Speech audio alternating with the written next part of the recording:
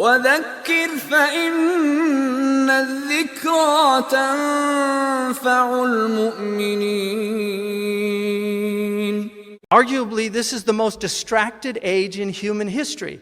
Now, what does distraction mean? Well, according to the dictionary, it means a state of being distracted.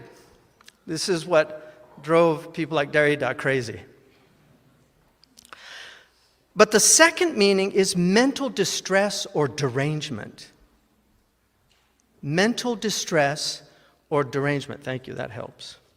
Mental distress or derangement. Now, isn't it interesting that we're living in one of the most mentally deranged times in human history, where people no longer even know what they are?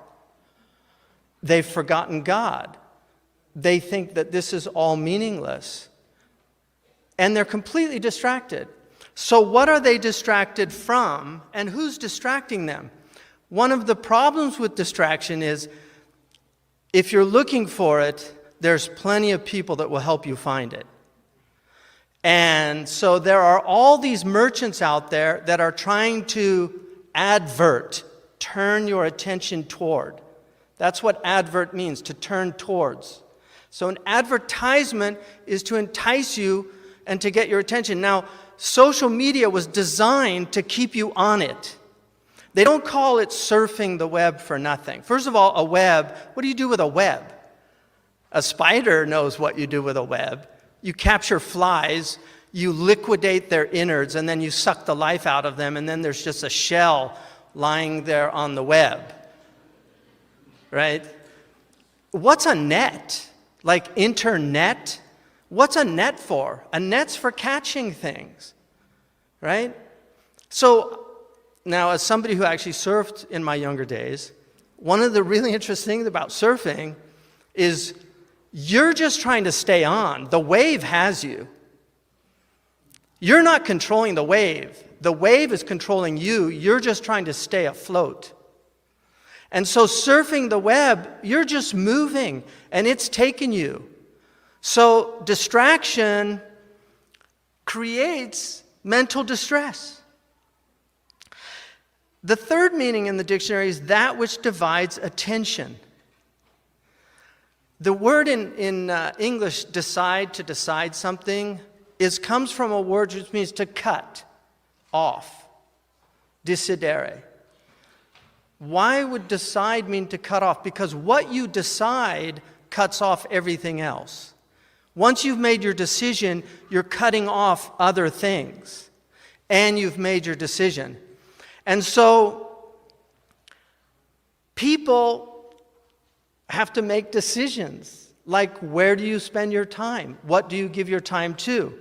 Now, the word in Arabic for distraction is ilha, ilha'un, which means to pull somebody into lahu, to bring them into entertainment, which in the dictionary is the pleasurable occupation of the mind. So who's occupying your mind?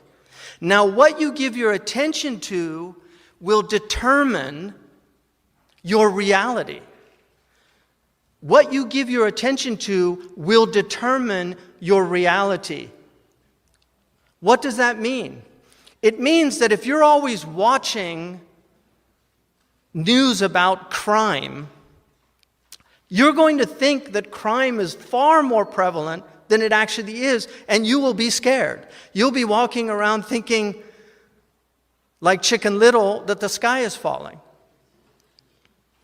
So what you give your attention to is going to determine your reality. And what God is asking us is to give our attention to God. Now, what is in Arabic intention? What is the attention? Well, in English, it has a lot of really interesting meanings. One of them is courtesy. Like you say, he was very attentive to me. Attentions are what a lover gives their beloved. Attention is also a word for devotion. So your attention is your devotion. It's what you're attending to. It's what you're giving your time to.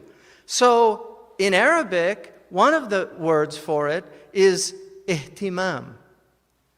It's what you're concerned with. It's your hum. It's what preoccupies your mind. It's what your mind is full of. And so the Prophet ﷺ said, "Man ja'ala humumuhu hamman wahidan, kafallahu lahu sa'ir al-humum." Whoever makes his concerns, in other words, gives his attention to one thing, Allah will take care of all of his other concerns. What's that? Hamm al-akhirah. It's hamm al-akhirah. So we're living in a time where people's concerns are completely fragmented. And so there's all this mental derangement because people are so distracted. Now Imam Ali radiallahu anhu said, and it's often attributed to the Prophet ﷺ, and it very well may be marfu' because it is often said with qala Rasulullah, "An-nasu niyam, fa-idha matu intabahu." He didn't say astayqadhu. If they die, they wake up. No. They come to attention. Intibah is nabih, is somebody who's smart, intelligent, because he's focused. He's giving his attention to what's important. And so intibah is what happens when people die. The Prophet ﷺ said, in one iteration, mutu qabla an tumutu, die before you die. In other words, come to attention before you're brought to attention. And in Sahih Muslim, it's "Uddu anfusakum min ashab al-qubur." Consider yourselves already dead. It has the same meaning. In other words, wake up now. And this is what mindfulness is really about. It's dhikr. It's coming to, one of the words for attention in Arabic is also yaqadha. It's to be awake and aware. You're attentive, you're aware. Your mind is present.